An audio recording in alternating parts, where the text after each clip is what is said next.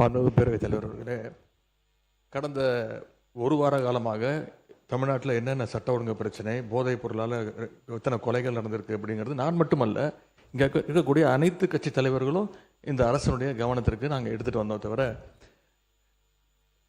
அதற்கு நீங்கள் இது வரைக்கும் எந்த அமைச்சரும் அதற்கு சரியான பதில் சொல்லவே இல்லை. ஆனால் மாறாக உங்கள் ஆட்சியில் இப்படி நடந்தது, உங்கள் ஆட்சியில் இது நடந்தது அப்படின்று குறை சொல்லி கொண்டிருக்கிறார்கள். அது ஃபோட்டோ தான் காட்டினார், எஃப்ஐஆர் பதிவு பட்டிருக்கு அப்படின்னு சொன்னார். இதுலேருந்து என்ன தெரியுதுன்னா, எங்களுடைய ஆட்சியில் நாங்கள் நடவடிக்கை எடுத்திருக்கிறோம், நடவடிக்கை எடுக்கப்பட்டிருக்கு எங்களுடைய ஆட்சியில். நாங்கள் கேட்குறது ஏன் உங்கள் ஆட்சி நடவடிக்கை எடுக்க மாட்டேங்கிறீங்க அப்படிங்கிறத நாங்கள் கேட்குறோம். அவர் ஒரு ஃபோட்டோ காட்டுறாரு, ஒரு பேசி முடிக்கட்டும். அமைச்சர் அவர்கள் ஒரு ஃபோட்டோவை காட்டினார்.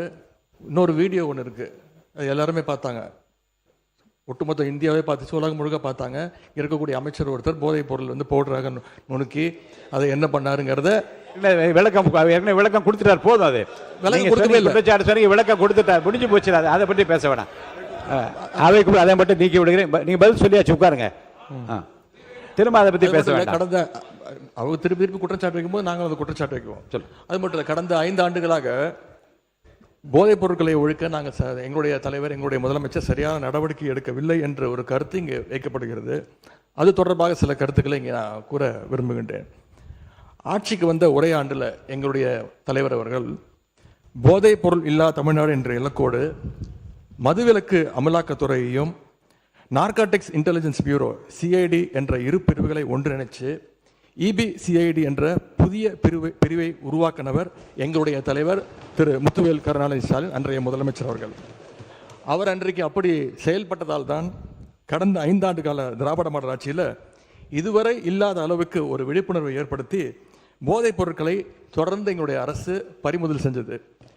இது தொடர்பான புள்ளி விவரங்கள் தேவைப்பட்டாலோ அவர்கிட்ட இருக்கு, அமைச்சர்கிட்ட இருக்கு. கூடுதல் தகவல் தேவைப்பட்டாலோ அதை நாம் எங்கேயும் போய் தேட வேண்டிய அவசியம் இல்லை. இந்த ஆட்சியில் இன்றைக்கு சென்னை மாநகர கமிஷனராக நியமிக்கப்பட்டுள்ள திரு அமல்ராஜ் ஐபிஎஸ் அவர்கள்கிட்ட இந்த அரசு கேட்டுச்சுன்னா அவரே இந்த தகவல்களை தெளிவாக எடுத்து கொடுத்துருவார். ஏன்னா அவர் தான் இன்னைக்கு கமிஷனர் இருக்கிறாரு. இந்த இபிசிஐடி பிரிவை தலைமையேற்று நடத்தியவரும் அவர் தான். அவர்கிட்ட கேட்டால் கரெக்டாக சொல்வார், எத்தனை டன் கஞ்சாவை பறிமுதல் பண்ணோம், எத்தனை பேரை நாங்கள் கைது செஞ்சுருக்கிறோம், சிறப்பு புகார் எண்கள் எத்தனை அறிவித்தோம், விழிப்புணர்வு நிகழ்ச்சிகள் எல்லா டேட்டாவும் அவர்கிட்ட இருக்கு. ஒருவேளை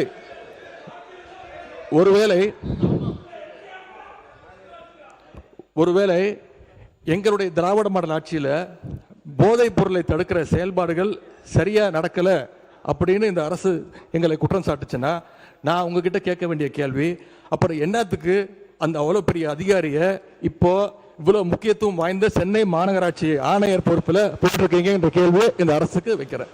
அவர் சொன்னாரு, ஆன்டி ட்ரக்ஸுக்கு எதிராக நாங்கள் தனியாக நடவடிக்கை எடுத்தோன்னு எங்களுடைய ஆட்சியில் ஆன்டி ட்ரக்ஸ் ஆன்டி நார்கட்டிக் டாஸ்க் ஃபோர்ஸுக்காக ரூபாய் 264.14 கோடி ஒதுக்கப்பட்டிருக்கு. உங்களுடைய முன்னாள் முதலமைச்சரும் சரி, நீங்கள் துணை முதலமைச்சர் இருக்கும் பொழுது இந்த போர்ஸுக்காக எத்தனை கோடி ரூபாய் நீங்க ஒதுக்கி இதற்கான பணிகளை நீங்க மேற்கொண்டீர்கள் பதிவு பண்ணுங்க. விவாதம் பேசு. உங்களுடைய ஆட்சியில் இந்த திட்டத்திற்கு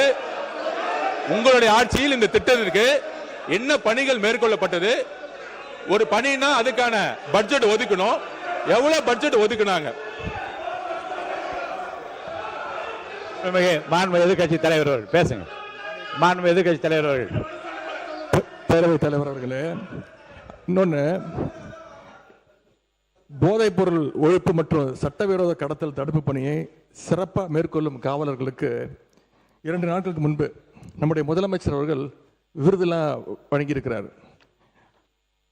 விருது எதற்காகன்னு பார்த்தீங்கன்னா, போதைப் பொருள் ஒழிப்பு மற்றும் சட்டவிரோத கடத்தல் தடுப்பு நடவடிக்கையை சிறப்பாக மேற்கொண்டதற்காக, கடந்த ஒரு வருடமாக சிறப்பாக பணியாற்றியதற்காக 15 காவல்துறை அதிகாரிகள் மற்றும் காவலர்களுக்கு முதலமைச்சர் அவர்களே விருது கொடுத்திருக்கிறாங்க. அந்த 15 காவலர்களுமே எங்களுடைய ஆட்சி காலத்தில் பல்வேறு வழக்குகளில் போதைப் பொருள் ஒழிப்பு நடவடிக்கையை சிறப்பாக மேற்கொண்டவங்கன்னு இன்னைக்கு அரசு அறிக்கை கொடுத்திருக்கு. விருது பெற்ற அந்த 15 காவலர்களும் எத்தனை கிலோ போதைப் பொருட்களை பறிமுதல் பண்ணாங்க, எத்தனை குற்றவாளிகளை கண்டுபிடிச்சிருக்கிறாங்க, பிடிச்சாங்க, எவ்வளவு நாட்களுக்கு அவங்களுக்குலாம் தண்டனை வாங்கி கொடுத்துருக்குறாங்க, இந்த விவரங்களை எல்லாம் அரசு வெளியிட்ட செய்தி குறிப்பில் தெளிவாக சொல்லியிருக்கிறீங்க.